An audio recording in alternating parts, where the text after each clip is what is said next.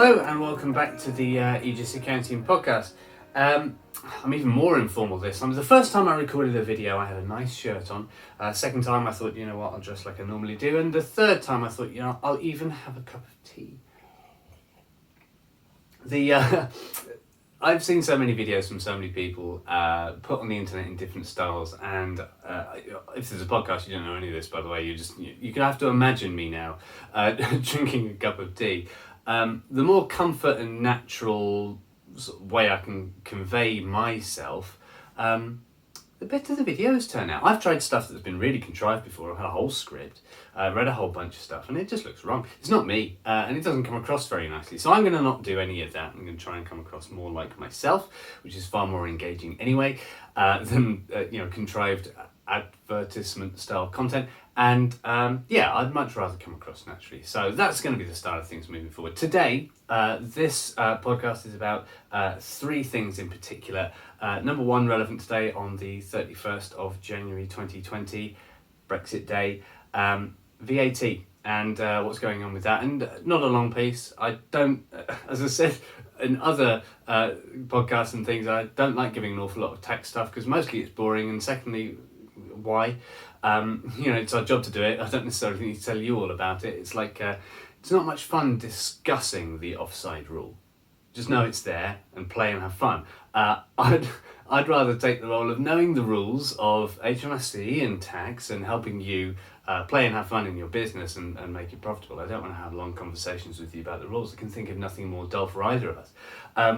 That's our perspective on tax. That's why we don't give a whole bunch of tax advice on videos. But there is a little segment here on Brexit and VAT because basically it's a mess. So there's that. There's a little piece on commitment and small business and the effect of committing to your small business. How dedicated are you and what effect does that really have on growing your business?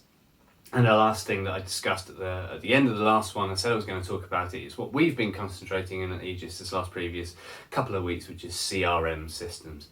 And we've been making some choices with those. We thought we'd share what we'd found. Maybe you'd find it useful. So Brexit and VAT. Well, I have a little piece of stuff here I have to get. There was a little newsletter that I was sent. It's very helpful from a guy's Simple Accounting. I'll put a link in the show notes. I'm just going to read it out because they've put it best. HMRC have not yet issued any guidance as to how imports and exports to the EU and out with the EU should be recorded for VAT return purposes after 31st January 2020. What happens with the reverse charge and what should be recorded in boxes 8 and 9 of the VAT return. Yeah, this is the kind of chat you have as accountants, boxes 8 and 9. It's nonsense to everybody else. But the point is, we've got no guidance on how to deal with VAT from tomorrow onwards.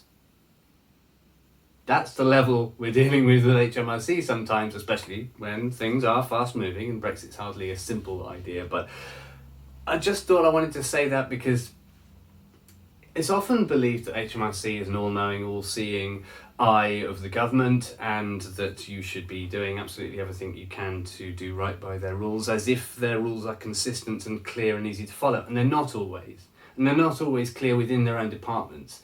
They make mistakes. They're full of humans trying to do the right thing. Let's not make them into a bad guy. They're trying to collect taxes. They're doing it for what we assume is good moral purpose. Okay, but it doesn't mean that they're getting it right, and it doesn't mean that everything goes to that hiccup. And sometimes we have crazy scenarios where we don't have advice on how we should be doing things as accountants, or indeed, more importantly, the services we use that do lots of tax calculations need a good lot of clear rules written in as to how to deal with certain things. If we don't have those, how are the people who make the pieces of software that we use, or that you use, for example, maybe using Xero and QuickBooks, if they're trying to apply certain rules, they don't know what to do either.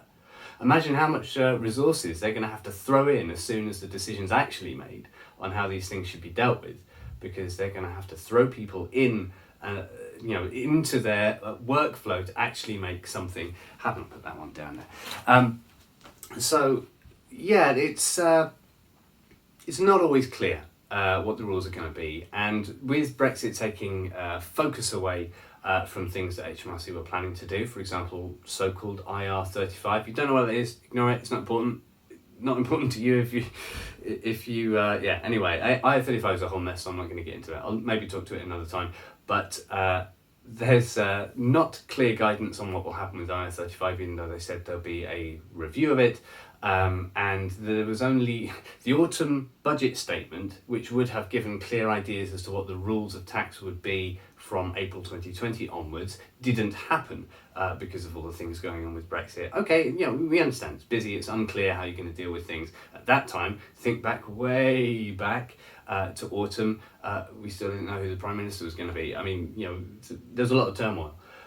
But that said, we have had it confirmed that there will be a budget statement on 11th of March 2020. That's still quite close to April when those changes, if there are any significant changes, will come into effect. And again, the people who write software that enable us to do our job as accountants, to tell you how best to allocate your money and your investments and where to put things, how to record things from April 2020 onwards, is all totally up in the air when we don't have any guidance as to what the rules will be. And that's, not a great scenario. But I don't want to go on about it too much. It will get sorted. We get little leaks of data here and there. We've just had an announcement yesterday that's saying what's going on with national insurance rates and things like that. So we do get some information and we work as best we can. But if you had in your head the idea that the rules are clear and accountants have an easy job, at least I can disabuse you of that notion. It's a bit of a mess and we do our best to make it work under unclear information. And remember, even HMRC's own calculations as to how they do things sometimes don't agree with the software providers that try to take those rules and turn them into actual code that executes them. And they have long discussions about whether what HMRC say from their guidance that they've implemented is correct, or what HMRC say through their calculations, which is slightly different, should be correct. HMRC take people to court and fail regularly. It's not always clear cut, but we know what we're doing with the little information that we have, and we make sure things work all right. So if that and how it's going to be affects you and your client, don't worry, we're on it. If you're not, hope you got an accountant, find one, talk to us, we'll see what we have to do. But the advice would be just record your transactions in full detail. You can always make decisions when it comes to return time based on what you've got if you've recorded all your transactions in good detail. So anyway, that aside, tax done, onto something useful. So the next thing I want to talk about was about commitment and small business. This is a bit of a personal story really, because it's normal in small business, I think, to have many irons in the fire. Let's say you've got your main thing that you do, your main thing that drives income for your business, but maybe you've got some other things that you do as well. There might be total side gigs compared to what your business is, or there might be things away from your main product or service that also drive some revenue or drive some other benefit, like maybe it gets you out now. Maybe you do speaking at events. That doesn't necessarily immediately drive revenue. It's not like you stand at the back after the event and take sign-ups for your product or service, but maybe that gets you more network impact, more network and greater impact with that network, and you get to broaden your audience that you appeal to, and maybe that helps grow your business. Many irons in the fire is fairly normal, but I particularly recently considered doing something that I think on retrospect was definitely wrong. I was considering taking up a part-time position as a project manager. There was something coming up locally that looked really good. Project management work is well paid, it's what I used to do, and I thought this would be a good idea to maybe diversify a little bit by doing that and being able to concentrate part-time on growing our family small business, Aegis Accounting, with the pattern of working that I'd come up with that I thought would be able to facilitate that. While still being effective, still being able to look after clients, still being able to grow the business with sales and marketing activities, still be able to look after the product, the bean counter that we've made, still being able to look after people through Coconut and their managed, their accounts that they have there, being able to do all of that thing. I think in retrospect that was probably over optimistic, and indeed I sort of cancelled the process partway through. But why I'm talking about that and how commitment works in small business is there was an interesting effect that happened that I didn't necessarily anticipate when I seriously considered this. I'm quite a thorough person, so I really went into what would be the effect if I did this. How would growth look for Aegis, modelled? What's the modelled effect? What would happen if it was successful? What's the best I could hope for? What's the worst that might happen? I'm looking in thorough detail, and although I'm writing stuff down and being thorough, what's really happening is I'm imagining it. I'm really going through it in my mind. What would my day be like? What will I do? What are the things that I enjoy about how I live now that would be there or wouldn't be there if I took this choice? And in particular with a small business where you need to retain a passion for at least major elements of what you do as a business, it's really important to imagine how each thing that you do is actually going to impact your day and how you feel about your business. It's no good having a business that you feel sour about. It's very hard to grow that, and you really probably shouldn't. Find the bits that you're passionate about and work on those. I like this. This is a thing that I enjoy. In my previous role in project management, I was lucky enough to give a few presentations. I really enjoyed it. Engaging with people was something that I really liked. And I liked a lot about project management in general, which is why I considered the role in the first place. Ultimately, it wasn't the right decision. I realised that for a reason, a whole array of reasons, it wouldn't be right. And it certainly wouldn't serve the small business that we're in as well as I wanted to. I might have felt it could take the pressure off how quickly we could grow because I have another source of income. But it also takes the passion away a little bit. And I didn't like that feeling. In fact, I think the unique thing that came from that is important, I think, the thing I wanted to share about it, is really considering your opportunities when they appear in front of you. And really thinking them through. And then saying no because it's not right has a uniquely galvanizing effect on your commitment to the path you were on when you saw the opportunity. And I think that's a really positive thing. It's been said before in many a place, countless times I've heard people say that the best entrepreneurial leaders say no far more often than they say yes. But I didn't quite realise that the internal benefit of saying no to something was exactly how powerfully that keeps you on the track that you were already on. And I felt like that was something that opened up an awful lot of ability to see opportunity. So that came from that as well. Seriously considering doing something else and then looking back at what I was doing and then saying no to this option and moving forward with the way that I knew long term I wanted to do anyway. I felt propelled. I felt propelled by it. So commitment, I think, is hard to manufacture, but saying no to opportunities that come along that you've seriously thought through because actually what you're doing is more important. I think that can really boost that commitment to what it is that you're doing, and genuinely give you some energy to move forward. I mean, this podcast has only started since that has happened. Yes, I think it's powerful. Anyway, I hope that random motivationally sort of thing was helpful, but now the crux of the matter, the real nuts and bolts thing that we've been considering the last couple of weeks, CRMs. Now, customer or client relationship management software, basically. And why do you need it? I mean, why not just like a spreadsheet? I am naturally very bad at maintaining relationships. It's not that I'm bad with people. I love meeting people. I love really, caring about what they're into, really sort of, giving them value and helping people out.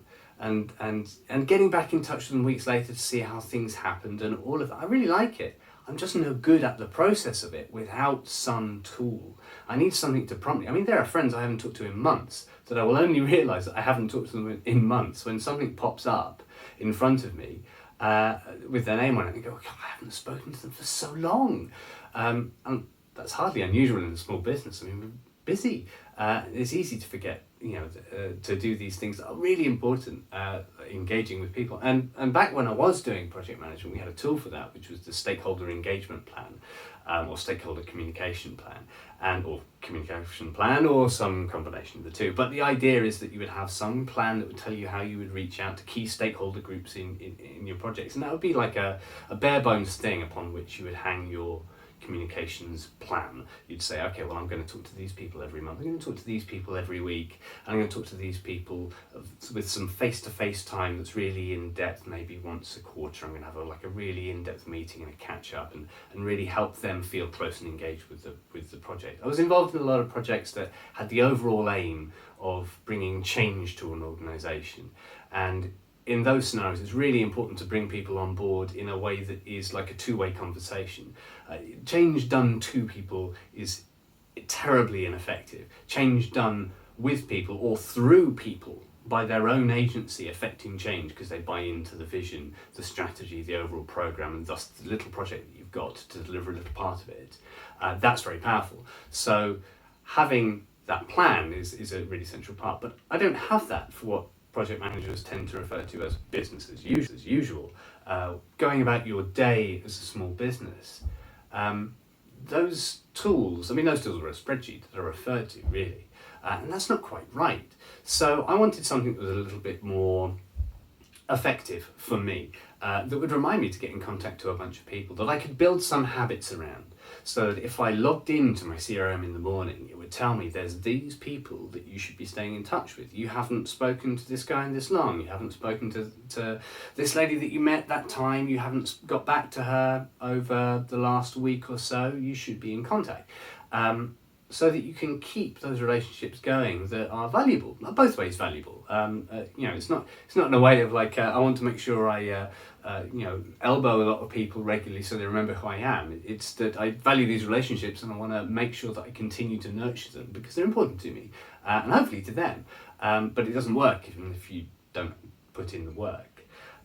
So that's why I need a CRM system to do that. Otherwise, I'll forget. I don't have those prompts, and I can't hang a habit on a spreadsheet effectively. It just doesn't work for me. Throwing a whole bunch of stuff on a screen is no good. Dashboards are incredibly valuable to show you what's important now, so that when you load it up, your action is nearly immediate. The more steps between you and the first thing you need to do, the harder it is. So it's something that needs to be easy for the habits you want to have. And I think habits are a really important thing. I'd love to talk about that in the future, in a future podcast in a little bit more depth. I think they're very, very important. There's a saying in project management and change management that culture eats strategy for breakfast. And it's a great saying. If your company has an attitude where everyone comes in chilled with coffee between 9 and 10, they chat, generally at the water cooler, they get down to work, and then through some good effect of that, then the good work comes out. But you try and put in a strategy that says everyone's going to have 9 o'clock meetings. Good luck. The culture is not right for that. You end up annoying a lot of people, and whatever it is you wanted probably had a better way of implementing it that was more aware of the culture that is there. And I think the way that sort of translates from groups and organizations down to individuals is it's like habits. Habits eat plans for breakfast. Whatever your individual plans are, if you don't have habits that actually contribute to making those things happen, it's a big fight. It's a big fight to make those things happen. So for example, I've just, anyway, I'm going to save that. I've got lots to talk about that. Do that another time. Back to the CRMs. We had a look at loads. So let's go through a few that we rested upon in the end and why. And I say a few because actually it depended upon what habits we wanted to apply. There's 3 of us in the business. One does batches of work for a single client. The CRM is not really that important because you get into it, you do the work, and then you come back out of it. So for example, in bookkeeping, you might not necessarily need an awful lot of CRM around that. That's not really that important. You might take on the work, do some work, have some questions, send the questions. The only thing you might need is a reminder to chase up if you don't get answers to your questions. So that's not necessarily a huge requirement. From the accounting perspective, you have to do a lot more. I'm going to check that's still recording because I heard a click.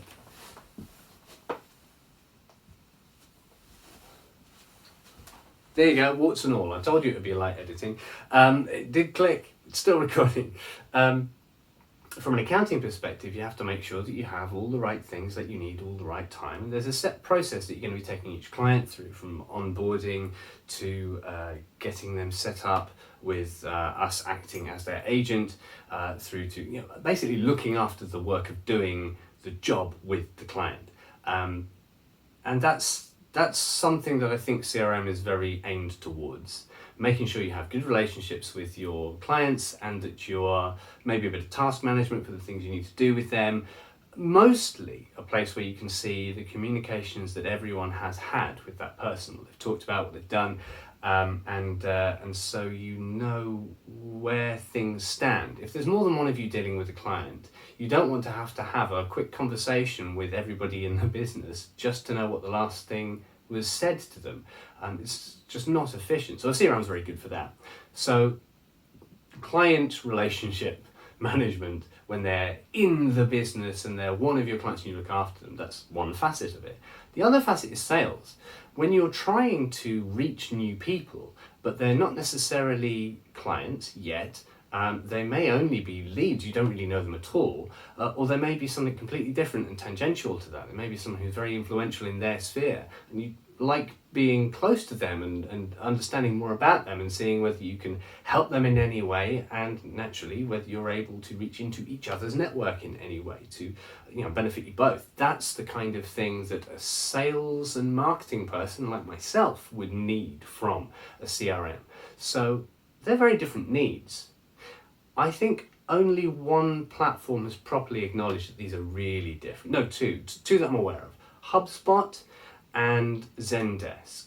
They both have very different facets to an underlying CRM technology. I think both of them, HubSpot call it marketing packages, sales package, or service package. And Zendesk has their customer service element. They also have a sales bits and pieces, but they've really understood that the CRM has different aspects and they've got one underlying thing. That's not necessarily the only way of doing it, and it's not the way that we've chosen actually. So we looked at one that would be most effective for managing tasks and a client relationship, which is not a massive feature set for a CRM, and so we think shouldn't be too expensive for a CRM, and we've settled with Capsule. We're quite happy with Capsule so far. We really did look at loads to figure out what would work, and again, what would work from the perspective of the habits of the person who will be using it. What is easiest? When you load it up, what's in front of you? Does it help you do the work you need to do? And if it does, that's good. If it doesn't, can you make it work? Do you want to? The harder it is to get started, the harder it'll be. So it really should be something that serves you. From a sales CRM perspective, I settled with Nimble. The reason being is that I'm not trying to do an awful lot of face-to-face sales. I'm mostly trying to engage people that have come through digital outreach ways. I like to help people on the internet, basically. It's a thing that I like to do. And then I hope some of those people will become future clients. So part of that is trying to, someone may be only a username to me. I genuinely want to help them. And hopefully some percentage of those people will also want to become Media's accounting clients. And that will be great, but I won't be able to do that if I don't have a system. And I don't think for me it's feasible to have, say, my Facebook inbox service that, my LinkedIn inbox service that, Pinterest's thing service that. All the different places we are have their own methods of getting to and from, of me using it to reach people and me receiving messages or comments or interaction from other people through it. And they don't necessarily, the platforms aren't geared for that. They're not trying to help you in your sales function. They're geared to keep you in as a consumer, locked in the habit of flicking through your feed, whatever feed that is. And I find that quite distracting. If I open up Facebook and I want to interact with people I care about, I will be distracted by a vast array of adverts. I'll be distracted by family and their posts and things that they're doing, which I'll find very interesting, but it's not what I'm trying to do right now. So I find that, remember, that's how they're designed. These platforms, Facebook, Pinterest, LinkedIn, they are designed for massive amounts of dopamine hits to keep you addicted to that feed. And if you're trying to do work through that platform, I don't think that's helpful. So I prefer to stay off the platform until I'm ready to reach out, and then to spend some specific time on the platform looking at the inbox, the inbox there, and flicking through that's dedicated to it, and then I step away from it. I am a millennial, I think. Last time I checked the definition, I was born in '83, but I was born where the internet sort of wasn't there, and certainly social media wasn't there. And I do find it a little odd how I feel manipulated by the feeds. Not everybody does. I do. I feel it, and it gets annoying. There's only so much I can view a social media feed before I feel fatigue, and it's distracting. So a CRM requirement for me is to be able to engage with a social platform at a distance.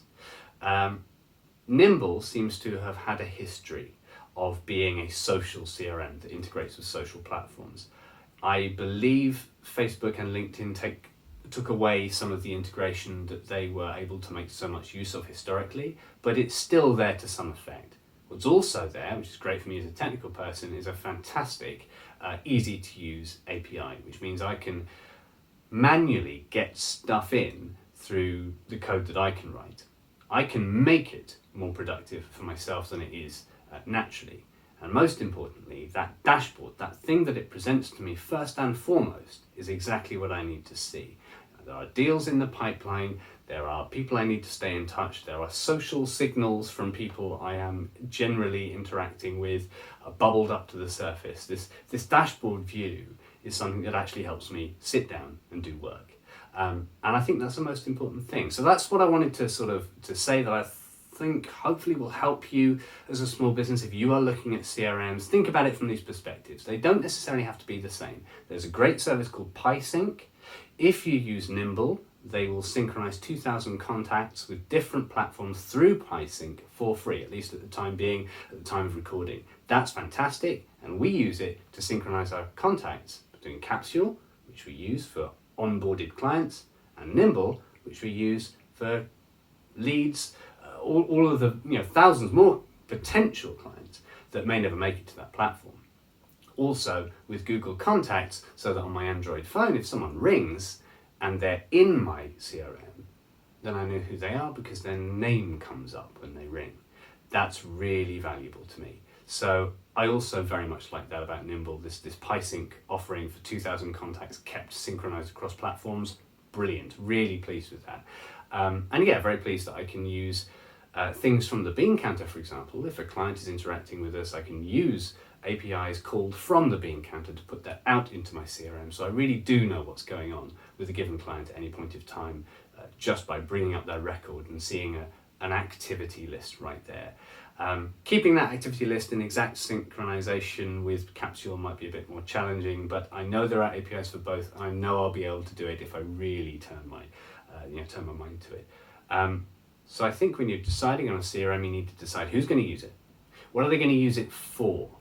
And if it's sales and marketing, do you mean you're predominantly doing sales start outreach, or you're predominantly waiting for people to be coming in? There are different platforms that seem to have a different angle on both. Are you predominantly digital and social? Nimble seems great for that. Or are you predominantly doing LinkedIn? Maybe there's a slightly better thing for specifically LinkedIn. I don't know, if you're not on multiple platforms, maybe that's better. But I like something that's general enough that can also capture my face-to-face stuff. I go to networking events. I like to meet people. I want that to be able to be managed in one place. That would make it most useful. Even if I have to use an API link from that one place to our other one place so that they're kept in sync. So know what you're going to use it for. Know what habits you are going to use with that platform. What are you going to do when you sit down first thing in the morning? You sit down with your cup of tea that's gone cold because you're not drinking any of it, and what are you going to do? Are you going to load it up? Are you going to make calls? Are you going to send emails? Are you going to touch people? Touch people's the wrong way. I don't like that phrase. That's wrong. Are you going to send messages to people on various platforms? It's reminded me so far to say thank you to people. That was really nice. That's a really positive thing from a CRM. It reminded me that I should thank some people who helped me, because of the systems and habits that I employ with the system. Nimble, being a sales-focused CRM, is more expensive than Capsule, that is more of a client management CRM. But since I don't need 2 licenses of one, and I can have one of the cheaper ones, it works out right for our business. So keep the price in mind compared to how you will actually use it. And yeah, what dashboard will it show you? Going back to that thing of LinkedIn's power and Facebook's power to distract you and keep you scrolling on their platform. I know Facebook are moving to caring more about quality time on the platform. I think it's a great move, but they've still got all of this stuff in here designed to give you those dopamine hits. This is the total opposite of that. Their design is to enable you to do the thing you intend to do with it as effectively as possible, rather than to suck you into the rabbit hole of an endless feed. So what is that thing that you intend to do with it? And does it present that information to you in the right way? Because frankly, nearly all of them will have the same features for recording telephone numbers, emails, and putting tags on them and things like that. So that shouldn't be your differentiating factor, really, unless there's some bizarre limit of contacts that you're coming up against. But yes, hopefully this way of thinking about how you should be using a CRM and how you should therefore decide for you and your business what is the right one to go for, I hope that's been helpful. That's the kind of thing that I want to do much more of on the podcast in weeks to come. And as I say, I must talk more about the value of good habits and in particular the value of gateway habits, those first bits of the habit that you do that seem to have a topple, like a trickle-down effect into the rest of the day or the rest of that thing that's everywhere. I'd love to talk about it another time, but that's not for now. We've talked about Brexit and VAT and how HMRC don't necessarily always give us the best advice or follow their own. And so accounting's fun, isn't it? And we've talked about commitment and small business and how being committed in your small business can come from saying no to opportunities that you've thought about in depth, how that can be really galvanizing for moving forward. And we've talked about CRMs and how you might be able to choose one. I hope you found something of value in this. I like the format. I like keeping it quite conversational. I like being not too contrived or script-led. I've got 3 bullet points here and I've just talked. Hopefully you've liked it. If you have, on whatever platform you are, if you can like it, if that's a thing, that would be great. I know in particular on YouTube, a like is really valuable because most people don't bother. So if you do, that's great. Even better, share it. There'll be some show notes with links to various things. There might be some affiliate links in there because many irons in the fire. We're a small business. It'll only be a few quid, but it might help. If we've helped you and you use an affiliate link, you'd be helping us. That'd be great. Yeah. There'll be show notes. There'll be a place to subscribe if you want to get more of this content sent straight to your inbox rather than having to find it on whatever platform. I've even disabled YouTube's alerts. I found so many videos that I really liked, but there were so many alerts and then I just turned them off completely. So if you want to get this sent to you so that you know that you do get it, then sign up. There'll be an email sign up somewhere in these show notes. Anyway, thank you very much for listening, watching, whichever you're doing, and I hope to talk to you next time with something on habits. I think that'd be good. Thanks.